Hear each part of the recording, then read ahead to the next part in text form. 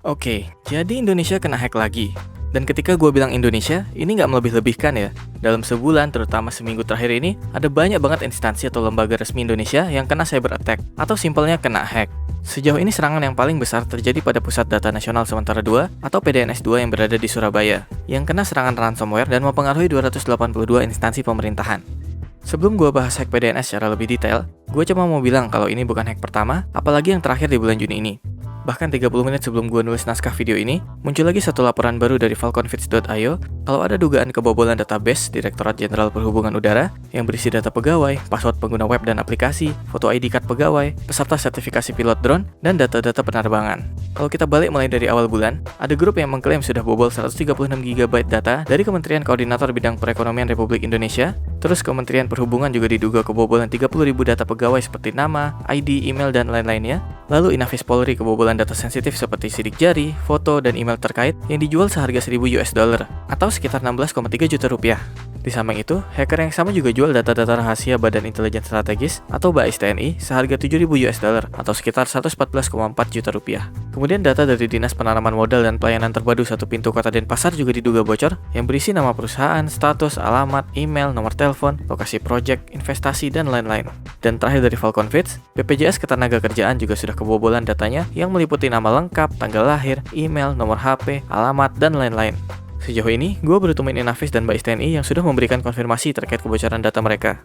Sekarang masuk ke topik utama, yaitu hack Pusat Data Nasional yang gue singgung di awal tadi. Jadi PDNS ini dilaporkan mengalami gangguan sejak tanggal 20 Juni 2024. Dan sejak saat itu, 282 instansi menjadi lumpuh. Karena serangan ini merupakan serangan ransomware, di mana data-data ini dibobol dan kemudian dikunci atau diinskripsi sehingga tidak bisa diakses lagi. Dan sesuai namanya, data-data ini ditawan dan dimintai uang tebusan sejumlah $8 juta atau sekitar 131,1 miliar rupiah. Dan konyolnya, hampir semua data-data ini nggak ada backupnya. Jadi sebagian besar instansi masih nggak berfungsi dengan normal hingga saat ini. Akun Ardianto Satriawan telah merangkum beberapa dampak yang terlihat di lapangan dan sosial media. Ada sekitar 21 poin yang bisa kalian baca sendiri. Tapi beberapa poin penting diantaranya adalah data penerima beasiswa KIPK menjadi bermasalah, serta masalah paspor dan visa yang membuat antrian panjang di bandara karena semua ditangani secara manual. Menurut laporan, cuma 2% data dari PDNS 2 yang terbackup di PDN Batam. Dan alasan dibalik jumlah backup yang sangat sedikit ini lebih konyol lagi. Menurut Menkominfo Budi Aris Setiadi, backup itu selama ini opsional dan baru mau dibuat peraturannya. Bahkan kalau itu opsional, kenapa cuma 2% yang terbackup? Dan kenapa baru-baru ini mau diwajibin? Padahal ini bukan pertama kalinya kita kena hack atau cyber attack dalam skala nasional. Pada tahun 2023 kemarin, ransomware yang sama juga menyerang Bank Syariah Indonesia atau BSI. Dan di tahun 2022 kita juga sempat dihebohkan dengan hacker Bjorka. Jujur gue sebenarnya heran aja, bagaimana bisa keamanan pemerintahan Indonesia serendah ini? Bahkan masih jauh kalau dibandingin negara-negara tetangga. Apalagi ketika kita punya Badan Cyber dan Sandi Negara atau BSSN yang seharusnya mencegah hal-hal kayak gini. Gue rasa pertanyaan kita semua saat ini adalah kenapa pemerintah masih nggak improve setelah semua yang terjadi sebelumnya? Dan kenapa petinggi-petinggi yang terlibat saling lempar tanggung jawab atau salah-salahin satu sama lain dan nggak mau tanggung jawab sendiri? Belum lagi sekarang ada laporan kalau 1.000 lebih anggota legislatif terlibat judi online. Aduh, gue bingung mau komen apa lagi. Meme Indonesia negara open source ini makin kesini makin menjadi-jadi. Jadi kenapa gue bahas masalah ini? Well, kemarin-kemarin juga sempat ramai soal Kominfo mau blokir Twitter atau X. Dan layaknya waktu ribut-ribut mau blokir aplikasi luar kayak Steam atau Google, pemerintah sering menyeratkan kalau kita nggak perlu khawatir karena anak bangsa bisa buat aplikasi alternatif yang lebih bagus. Tapi kalau pemerintah punya riwayat keamanan kayak gini, siapa yang mau percaya gitu buat pakai aplikasi alternatif hasil karya anak bangsa ke depannya?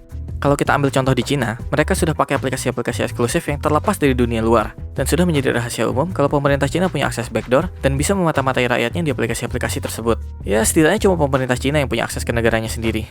Seandainya Indonesia mengarah ke sana dengan keamanan saat ini, nggak cuma pemerintah Indonesia yang bisa memata-matai rakyatnya. Semua negara juga bisa diam-diam ikut mantau rakyat Indonesia. Ada argumen kalau aplikasi-aplikasi dari Barat juga tidak 100% menjamin keamanan data pengguna. Dan ya, gue setuju. Tapi dibandingkan apa yang baru-baru ini terjadi di Indonesia, ya masih jauh.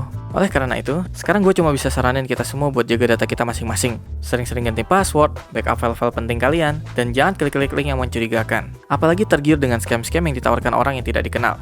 Atau bahkan orang yang kalian kenal. Karena kalian juga nggak tahu semisal teman kalian kena hack dan akun mereka digunakan untuk scam kalian. Di era digital yang sangat kompleks ini, cuma diri kalian yang bisa kalian percaya sepenuhnya. Selalu double check dan bertanya apakah sesuatu itu terlalu bagus untuk jadi kenyataan. Apa yang terjadi pada Indonesia saat ini adalah sebuah tragedi. Gue berharap semua pihak terkait bisa bertanggung jawab dan belajar dari kesalahan ini. Dan untuk sisanya, stay safe.